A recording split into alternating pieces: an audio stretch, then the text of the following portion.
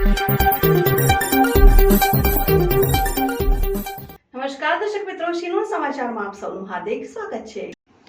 કરજણ તાલુકાના ઉમજ રોડ ઉપર ખાંદાકુરાઈ વચ્ચે કોઈ અજાણ્યા વાહન ચાલકે બાઇક સવારને ટક્કર મારતા બાઇક ચાલકનું ઘટના સ્થળે કમકમાટી ભર્યું મોત નીપજ્યું।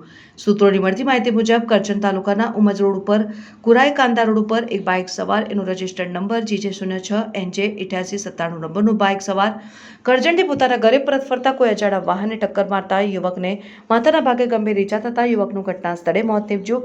અકસ્માત સર્જાતા આસપાસના લોકો દોડી આવ્યા।